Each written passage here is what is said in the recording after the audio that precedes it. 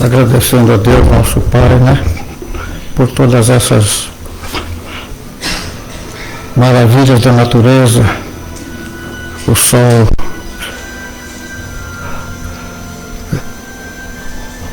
só mesmo a divindade para nos doar tantas bênçãos. Nós temos que ser muito gratos a todos esses benefícios que a gente muitas vezes nem percebe, mas que foi tudo planejado para nosso conforto, para a nossa vida na Terra. Vamos apreciar tudo que é bom, tudo que é belo, evitar comentários negativos de mal. Que o Senhor da vida nos abençoe a todos, envolvendo o nosso Edson na sua palestra. E assim sendo, em nome de Deus, do nosso Mestre Jesus, do mentor da nossa casa, o Dr. Bezerra de Menezes,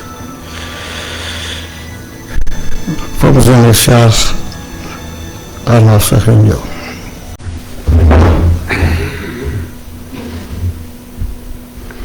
Então vamos lá, bom dia, senhoras e senhores, mais uma vez estamos nós aqui,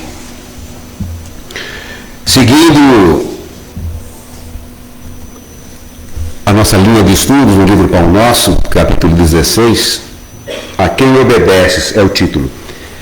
Aliás, esse título poderia ser transformado num quadrinho, botar na carteira, ficou muito alto agora, né? Tá? Colocar na carteira, colocar na parede, colocar... Tá acertando porque tá o pessoal de casa pegar meu melhor ângulo, que é esse aqui.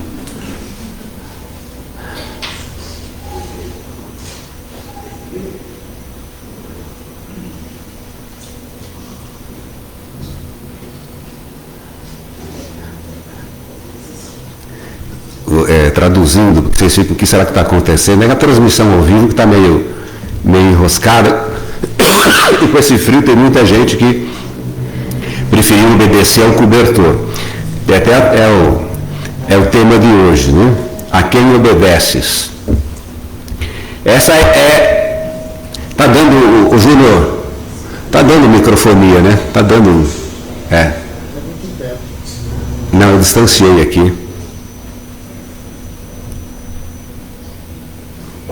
Agora melhorou. Então, a quem obedeces, né? Onde é que está o nosso interesse? Vocês obedeceram à vontade de estar aqui.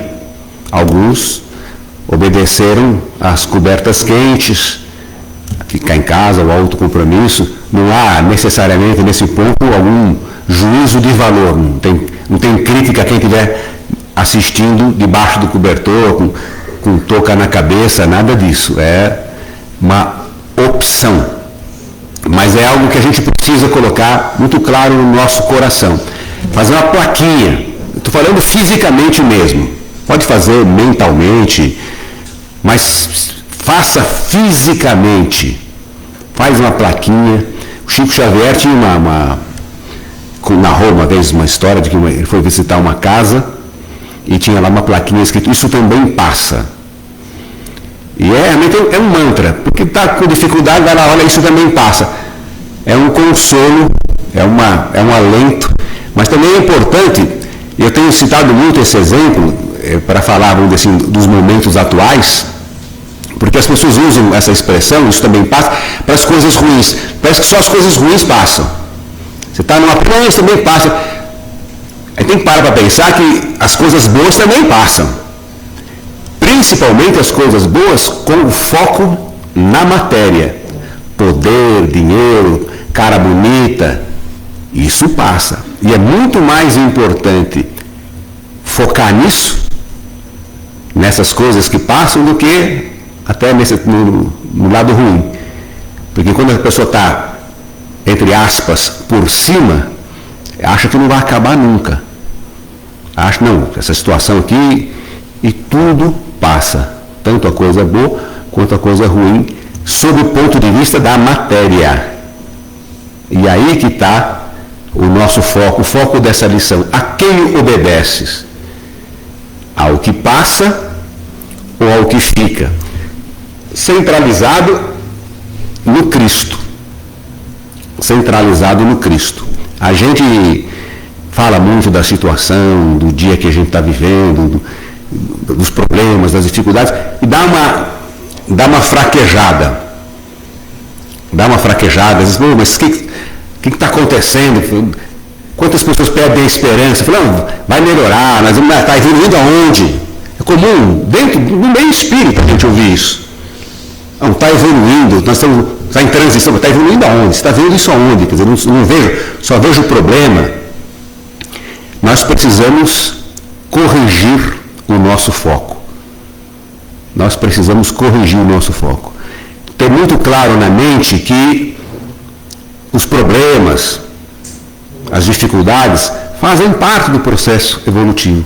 Nós temos no Livro dos Espíritos um capítulo que chama Lei de Destruição.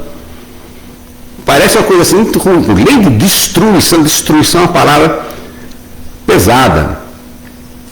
Mas o foco é da matéria. E a gente não para perceber que nós estamos sendo destruídos a cada dia. Meu pai citou aqui o Sol. O Sol está em extinção. Divaldo uma vez fez uma palestra, e nessa palestra falou.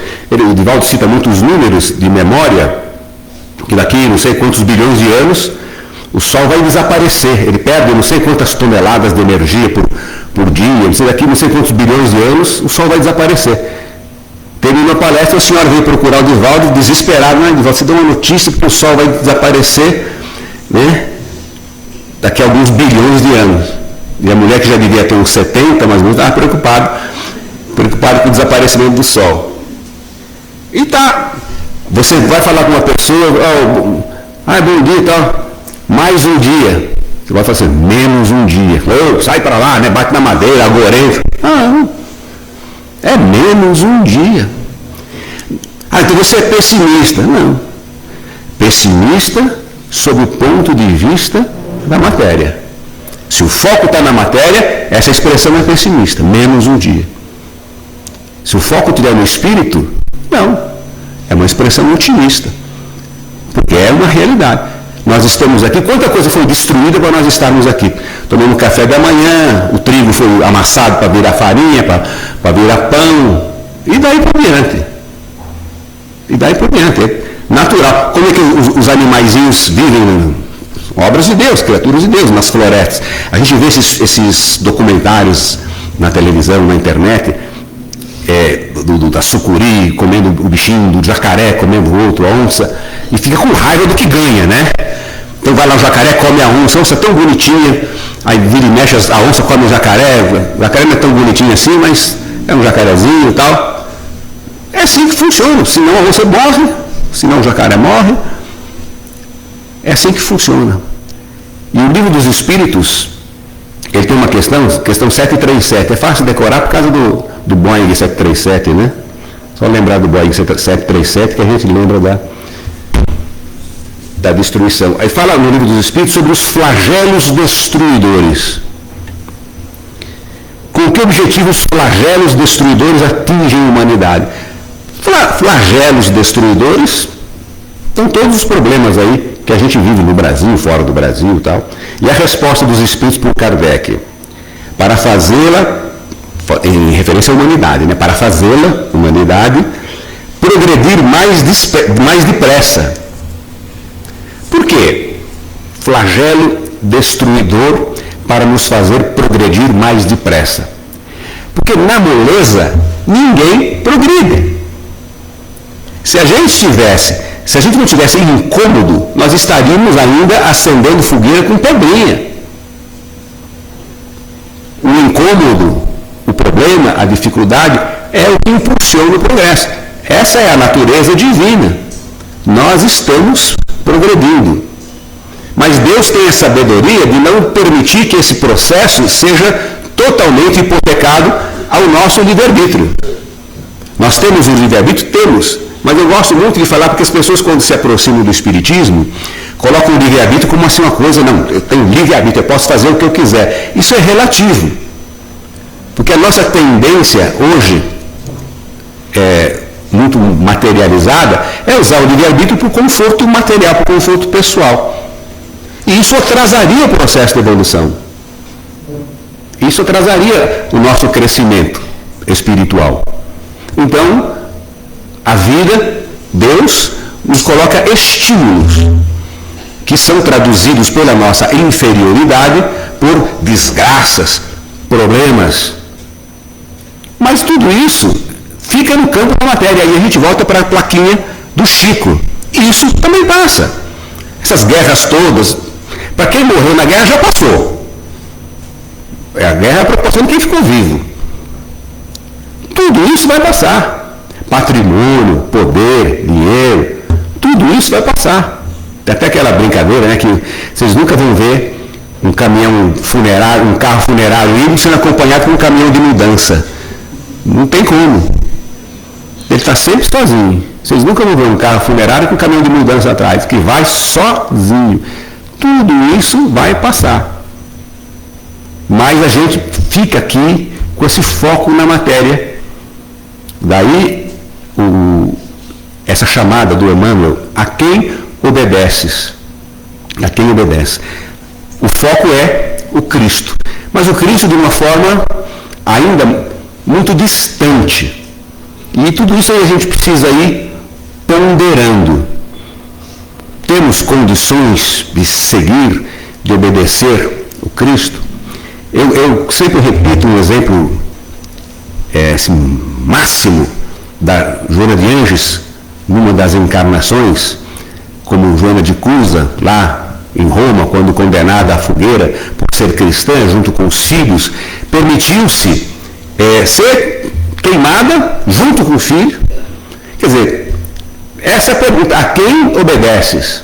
Bastava negar o Cristo, automaticamente soltariam as cordas, desligava a fogueira lá e pode ir embora. Eu falei, não é ao mundo que eu obedeço, é ao Cristo. Mas é um exemplo extremo. É um exemplo extremo.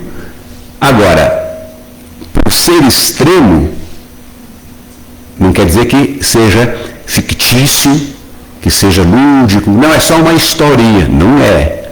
É real. É verdadeiro. É o foco que nós devemos seguir. Como? Lentamente. Com o nosso esforço, com o nosso empenho. Daí, Deus nos ajudar com esses probleminhas, com essas dificuldades, com esses perrengues do dia a dia, para que a gente vá. No conforto, a gente não chega a lugar nenhum. No conforto, a gente não precisa chegar ao extremo do exemplo que eu citei da Joana. Vou fazer uma comparação muito simples. Você não pode, por exemplo, chegar para um aluno de ensino fundamental, um aluno de pré-escola, uma criança, colocar ele numa sala de pós-graduação. Ele vai escutar aquele monte de coisa, ele não vai entender o que vai acontecer. Ele vai se desestimular e vai desistir de estudar. Não, isso não é para mim. Vocês estão falando um monte de coisa que não me interessa, não tem nada a ver com a minha vida, nada. Né? Desestímulo total. Ele precisa receber estímulos, ele precisa receber orientações, ensinamentos compatíveis com a sua capacidade de assimilar.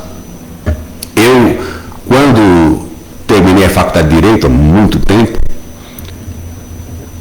eu fiz a faculdade meio no tapa, né? Porque eu já era oficial da Polícia Militar, queria fazer só para ter mais uma graduação, tal, mais por uma complementação. Não levei muito a sério a faculdade, confesso. Faculdade de 5 anos, eu fiz em 7, né? Tinha um monte de... Aliás, eu sempre fiz essas coisas. O ensino médio, que é 3 anos, eu fiz em 5. Eu nunca fui um exemplo, assim, eu falo para os meus filhos, né? Mas aí eu falei, não, eu vou fazer mestrado em Direito Penal. Aí eu olhei lá os créditos que estavam previstos, então tinha lá Filosofia do Direito, eu gosto de Filosofia do Direito, professor Franco Montoro, puxa, que legal, vou ter aula com Franco Montoro. professor Franco Montoro, EPB, na época tinha EPB, Estudos dos Problemas Brasileiros, né? Acho que era tanto problema que desistia, essa matéria não existe mais, né? Estudos dos Problemas Brasileiros, Introdução ao Direito, Filosofia do Direito. Aí fui fazendo, e achei que agora vou virar mestre em Direito Penal.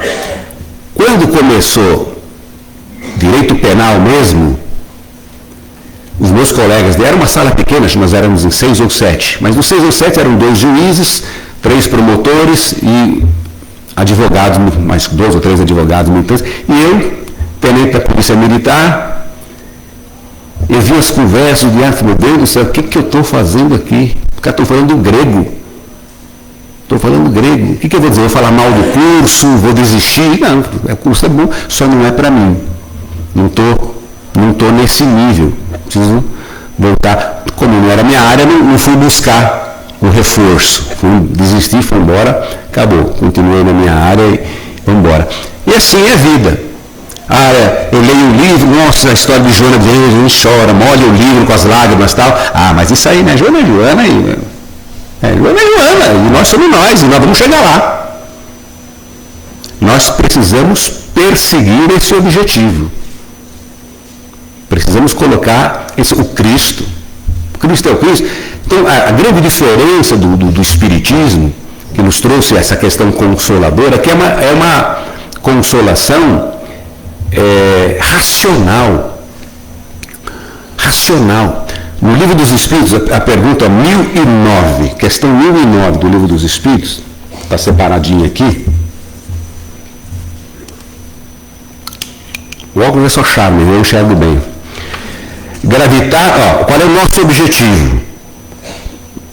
Qual é o nosso objetivo? Gravitar para a unidade divina. Essa é a meta da humanidade. Então, veja o que interessa. Gravitar, essa é uma mensagem do apóstolo Paulo. Gravitar, já no finzinho do Livro dos Espíritos, já dando o desfecho. O Livro dos Espíritos tem todas as orientações, as perguntas, as respostas, e no finzinho ele vai dando complementação, vai fechando o ciclo de orientação. Qual é o nosso objetivo? Gravitar para a unidade divina. Mas, gente, isso está tão longe da nossa perspectiva, tão longe, mas por estar longe, não pode ser desprezado, como eu fiz com o mestrado em Direito Penal, como uma criança de primário faria, se fosse colocada compulsoriamente numa sala de pós-graduação. A gente tem que entender o patamar onde nós estamos e buscar estar cada vez num patamar melhor. Cada vez. Então, por isso que eu falei da plaquinha. A quem você obedece? Aos apelos fisiológicos, aos apelos emocionais do nosso cotidiano ainda animalizado, inferiorizado. Qual é a sua meta? Eu já citei aqui algumas vezes, não custa citar mais uma vez, aquele escritor inglês do século retrasado, Charles Dodgson. Ele tinha o pseudônimo era Lewis Carroll. Ele escreveu aquele livro Alice no País das Maravilhas. E tem um momento que a Alice fica numa encruzilhada, encontra o gato e pergunta, né, gato, para onde que eu devo ir? O gato fala para ela, você quer ir para onde? Fala, não sei, para quem não sabe onde quer ir, qualquer caminho serve. Mais ou menos o gato falou, eu não estava lá na hora, mas ele falou mais ou menos assim. Então nós não temos que ter essa postura da Alice. Para onde você quer ir? Eu sei para onde eu quero ir. Eu sei. É a plaquinha lá. Eu sei a quem eu sirvo. A quem eu obedeço. Agora, 100%, sou um Cristo em miniatura? Não. Mas entendo que é esse o caminho. Entendo que vale a pena sacrificar. O Evangelho segundo o Espiritismo, ele fala num chamamento sobre o papel dos espíritas. É um chamamento até assim, firme, forte, né? Espíritas, é chegada a hora de sacrificar pela divulgação do Espiritismo, não a divulgação teórica, pura e simples, a divulgação do exemplo, da vida, da transformação, sacrificar os seus valores, os seus bens supérfluos e tal. Agora, o livro do Evangelho segundo o Espiritismo é de 1864. Quer dizer, é chegada a hora em 1864. E nós estamos mascando freio aqui até hoje. Então a gente vê que é um processo muito longo. É um processo muito longo. Então não há como querer dar um salto, não há como querer, mas é fundamental que essa plaquinha esteja na nossa mente, na carteira, no dia a dia, como é que é o nome da coisa que a gente coloca no celular, lá o que abre, a gente pode pôr o cachorrinho, põe o distintivo do Corinthians, põe, isso dá problema, traz vírus no celular, põe qualquer coisa, coloca, abre o celular e está lá. A quem você obedece. Por quê? Porque isso, quando a gente chegar dentro de qualquer dilema, você vai tomar uma atitude esquisita, meio ruim, opa, que argumento eu tenho para fazer o correto? Porque vai ser mais sacrificante. A nossa tendência humana vai ser buscar o conforto pessoal, buscar a riqueza, o progresso, o status, os prazeres. E quando a gente fala prazer, eu tenho que ter uma vida sem prazer nenhum. Não. Nós temos dificuldade de conceber, de definir para a vida prazer. A gente está muito ligado a euforias sensoriais, né? E as coisas que tocam na matéria. O que eu não consigo pegar e ver, eu não valorizo. Então quando a gente olha ali, o mundo está muito ruim, então o que está ruim? Ah, está ruim a economia, está ruim o clima, está ruim. Só o que eu consigo ver e pegar. Sendo que está muito pior, aquilo que eu não vejo eu não pego. São as emoções. Está muito pior que a criminalidade, o ódio, o ranço, o egoísmo. Está muito pior. Mas eu não limpo, eu não vejo, não pego. 40 anos depois de Cristo, o filósofo Sêneca, Lúcio Anel Sêneca, escreveu um livro sobre a brevidade da vida. Ele tem alguns exemplos, você vê, 2000 anos, né? 2000 anos. Veja como é difícil o progresso. Um cara que não era religioso, nada, um filósofo, escreveu um livro há 2000 anos, pode ser lido, deve ser lido hoje, e é um chamamento, chama a nossa atenção hoje. O que ele colocou nesse livro? A gente briga, luta, mata por um metro de terra, um pedaço de terra, por uma propriedade, e não percebe, e luta para conquistar, para resolver. A gente vê aí Rússia e Ucrânia, faixa de Gaza, brigando por espaço, território, domínio,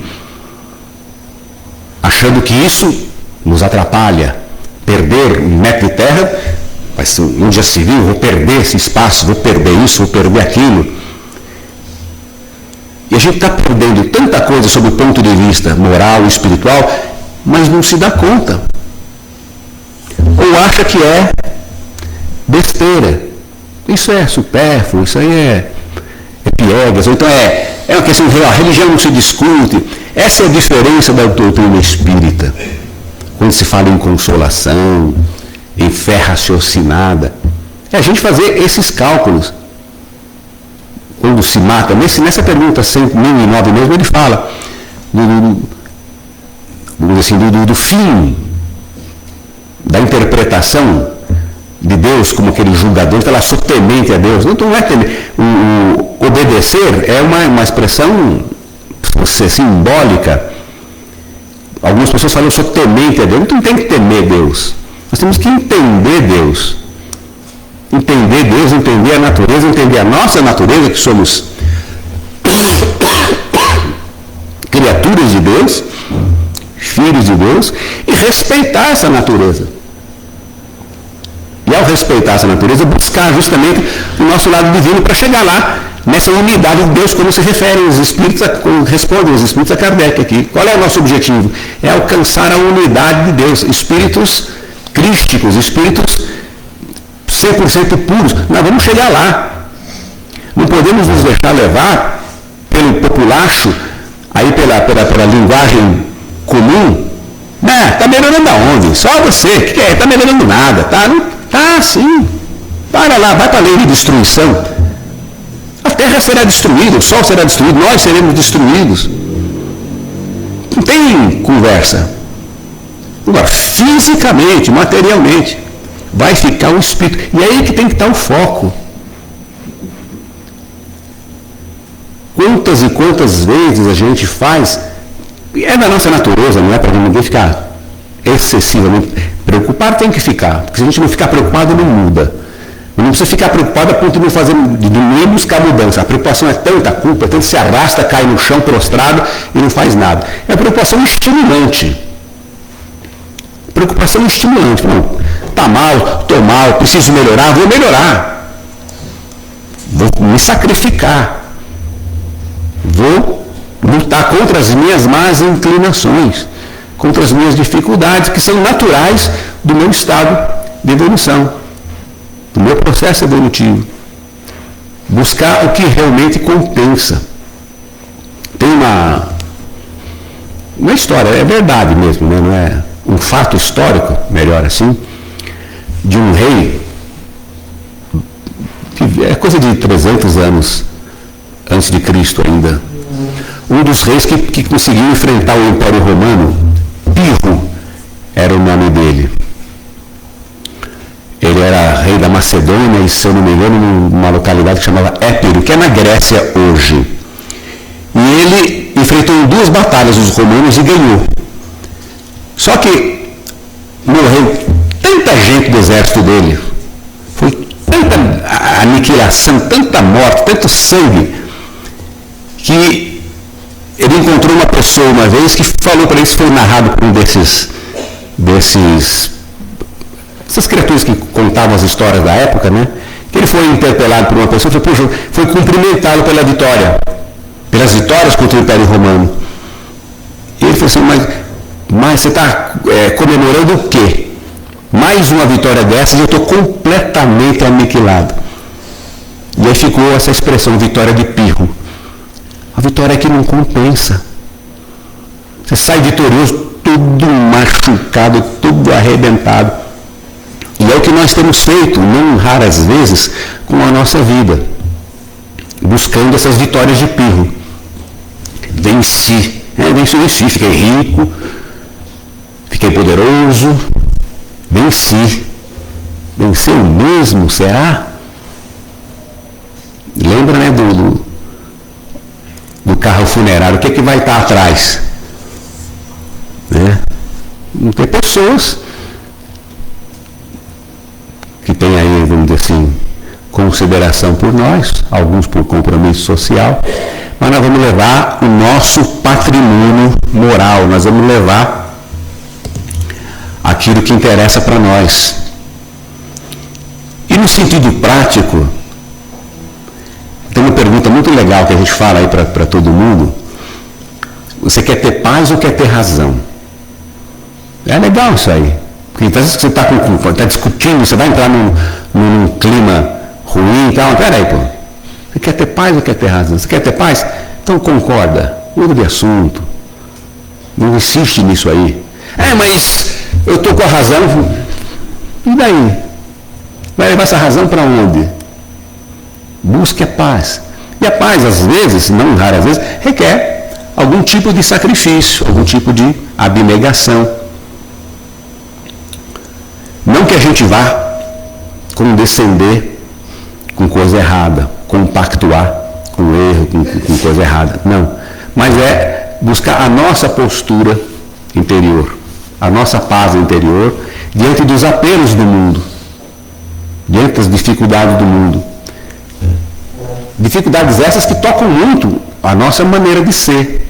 Por quê? É do nosso estágio de evolução. Então nós temos que ficar muito tranquilos em relação àquilo que nós somos. Mas temos que ter muito claro aquilo que nós devemos ser. Aquilo que nós podemos ser e aquilo que nós seremos. Agora, se eu posso ser sofrendo menos, é usar a razão. É usar a razão. Permitir que a razão fale mais alto. E a razão é o espírito. A razão é o espírito. Por isso que nós, espíritas, sempre falamos muito, batemos muito essa tecla do estudo, do convencimento. Porque religião é isso. Religião não é alguma coisa para a gente praticar. Aí eu pratico a religião. O que você faz? Não, eu vou lá no centro, tomo um passe, sento, ouço a palestra e vou embora. Eu sou um espírita praticante. E a vida? Não. Aí é outra conversa. Aí não é outra conversa. Eu acho que eu citei aqui, cito de novo, não tem problema nenhum. A gente vai ficando mais velho, você começa a repetir as coisas. Não tanto, mas vai indo, né? Uma vez aí um pastor evangélico, numa comemoração, estavam fazendo uma festa, porque estavam comemorando 50 milhões de evangélicos. E aí o outro falou assim, peraí, qual o motivo da comemoração? Mudou o mundo? Acabou a corrupção? Acabou o ódio? Todo mundo está amando o próximo? Não é questão numérica, é no fundo do evangélico, para nós. Para nós, a gente sai da porta para fora. O que mudou? Somos mais caridosos, somos mais tolerantes, estamos amando o nosso semelhante com mais empenho, somos menos egoístas, menos ambiciosos depois que nos tornamos espíritas. Se sim, ótimo, estamos no caminho. Se não, o número, olha, o centro está cheio, ótimo, legal, o centro está cheio. E a rua, como é que está? Não mistura as coisas. Óbvio que tem que misturar as coisas. Óbvio que tem que misturar as coisas. Nós temos que fazer a diferença, nós temos que ser diferentes. O religioso religião não é time de futebol, que você escolhe, tira, vem, vai, não tem problema nenhum. Não tem, o cara que torce para o time, ele não se importa se o time ganha, se o time perde. Se o time está bom, se o time está ruim. Ele torce para quem? Por quê? Ele escolhe aquele time pronto. Religião não é time. Não é time de futebol para você abraçar sem nenhuma razão. Não, eu gosto dessa gente, assim, eu tenho um amigo que eu brinco muito com ele, já teve, é um grande amigo, eu tenho mais de 50 anos de amizade, convivência íntima, tudo, e numa oportunidade, ele diz que é muito católico, né? Não é não, mas ele diz que é muito católico, e numa oportunidade, já há muitos anos, a mãe dele havia desencarnado, e lá em casa, a gente sempre teve a convivência com o Divaldo, e isso, o que eu estou falando deve ter uns 40 anos mais ou menos, se não mais, não, mais por aí, uns 40 anos. E fazia pouco tempo que a mãe dele tinha desencarnado, ele estava assim, bastante triste, né? Amargurado, por essas razões que nós espíritas sabemos como o que acontece.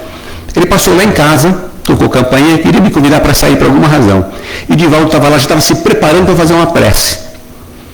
Aí falei, agora nós vamos fazer uma prece, Divaldo está aí, ele já sabia superficialmente quem era, não conhecia, Divaldo muito menos. Pô, entra aí, né, você não quer? Aí entrou, católico, caiu numa arapuca, né? Aí entrou, sentou, perto da porta, né, qualquer coisa, sai correndo, não tem problema nenhum. E depois da prece, o Divaldo olhou para ele, olha, sua mãe esteve aqui, falou para mim, para eu dizer a você que o câncer foi uma coisa importante para a vida dela, ela precisava passar por essa experiência, e está muito bem e tal, e pede para vocês não sofrerem, para vocês continuarem e tal. Ele ficou assim, né? Falei, agora pronto, né? Trouxe mais um para o espiritismo. Eu continuo católico até hoje, né? Continuo católico até hoje. Mas por quê? Não, quando eu aperto ele, vem cá, porque tem várias razões, tem até ido a palestras comigo. Eu falei, você ainda vou, minha missão de vida, você ainda vai ser espírita, em algum momento, não, sou católico, mas por quê? Quando eu tento, aliás é uma besteira que eu faço, né? Porque eu tento conversar, dialogar, chega um momento, não, eu não aceito, não pensa. Por quê? Porque é um time. Quando você vai convencer um palmeirense, vai até um aí, né? Mas convencer o palmeirense, não torça, é o time dele, pô. Não, mas olha, tá ruim, o ataque não tá bom, o técnico não sei o quê. Tem como me convencer. É meu time, eu mostro, acabou. E a religião, quando a gente coloca isso na cabeça, no coração, fica uma coisa de um penduricalho, fica um adereço. E religião não é um adereço, não é uma coisa para colocar por fora, é coisa para colocar por dentro, para transformar as nossas vidas. Precisa mudar as nossas vidas, por argumentos racionais e também que a gente entenda quando os argumentos não são racionais, que são os argumentos de Deus. Quando eu não vou pela razão, que as pessoas falam, você veio para o Espiritismo pelo amor ou pela dor, né? Uma coisa bem simplesinha, né? Um lugar comum, pelo amor ou pela dor. Mas é basicamente isso. Você veio pela razão, é pelo amor, veio pela razão. Não, o caminho é esse. Ou veio pela dor. Às vezes a dor não é tão profunda, mas é o incômodo. É o incômodo, a gente se incomoda. A gente vai ficando velho contando muito caos, né? Eu fui criado pela minha avó. Por isso que eu fui mimado assim, né? Por isso que eu fiz 5 anos de ensino médio, 7 anos de faculdade de Direito, porque minha mãe e meu pai, eles sempre trabalharam muito, e eu fui criado pela minha avó.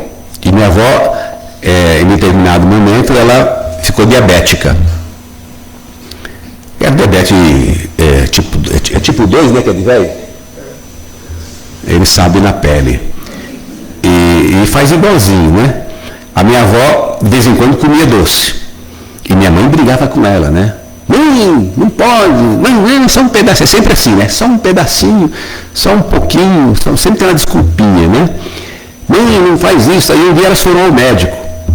Minha mãe e minha avó. E minha mãe reclamou com o médico, né? Olha, doutor, ela fica comendo doce, fala para ela que ela não pode, dá um conselho para ela, doutor. Falei, o médico olhou para ela.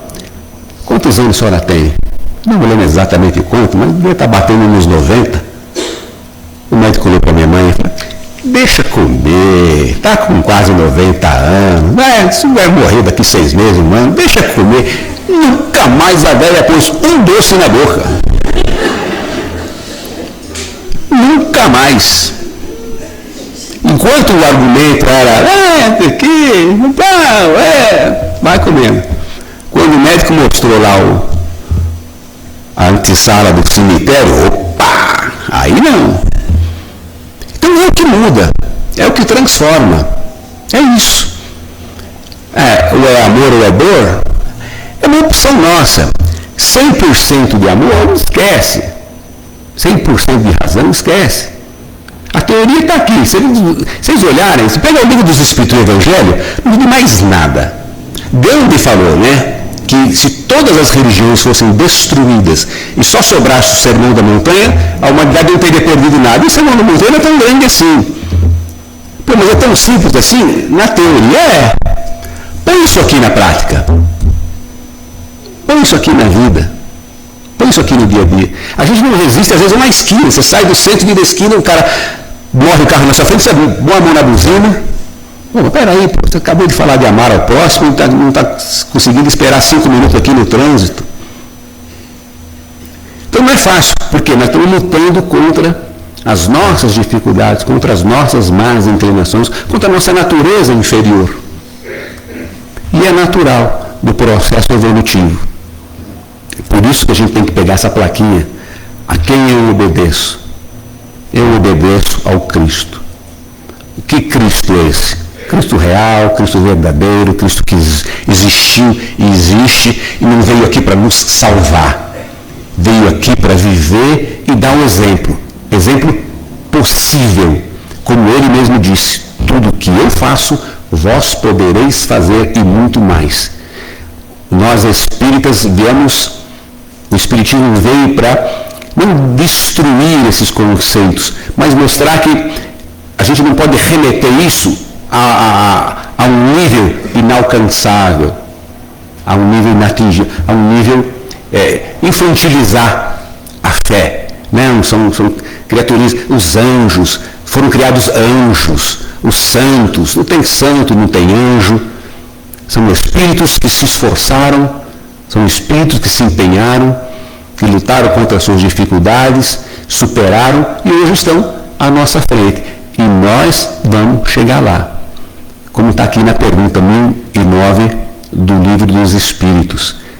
Na unidade divina, o Cristo disse: nenhuma ovelha se perderá do meu rebanho. Ele só não disse em quanto tempo e quantas puxadas de orelha essas ovelhas iam ter que tomar até chegarem lá. Essas ovelhas somos nós. Orelha cada um tem 2. A escolha, a opção é nossa. Temos todas as ferramentas, sem crise, sem culpa. O capítulo 17 do Evangelho fala lá, o capítulo é sede perfeito. Sede perfeito você já fecha. O livro não é para mim não. Sede perfeito. Leia. Tem lá o bom espírito, o homem de bem, mas tem lá o homem comum. E lá no homem comum ele fala, o Evangelho fala, a gente não pede para ninguém sair do mundo. Não tem que sair do mundo, virar um pária, virar, não, vou botar um saco de farinha, amarrar na cintura, sair fazendo caridade, pedindo esmola. Não.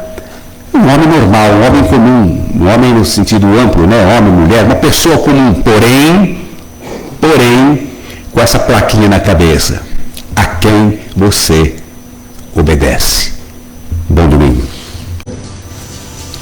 Vamos lá, gente, vamos orar, sintonizar com os espíritos superiores, nossos amigos espirituais, para que estejamos sempre com a vibração elevada, buscando a paz do coração, a harmonia, para que isso possa nos incentivar, nos fortalecer, no sentido de colocarmos em prática nas nossas vidas tudo aquilo que a teoria nos mostra racionalmente que é o melhor caminho, que é o bom caminho. Que possamos ter nesse domingo a paz, o repouso, o lazer, justo, digno, merecido. Que a nossa semana seja abençoada, nossos lares, nosso trabalho, todos os ambientes por onde venhamos a passar, nossa cidade, nosso país, e sem qualquer preocupação de exagero, nosso planeta. Vamos irradiar boas vibrações, bons sentimentos, para que juntos possamos ser uma pequena lanterninha iluminando o nosso mundo, começando por nós mesmos. Que Deus nos abençoe, proteja essa casa, essa instituição, o nosso centro espírita, todas as demais casas.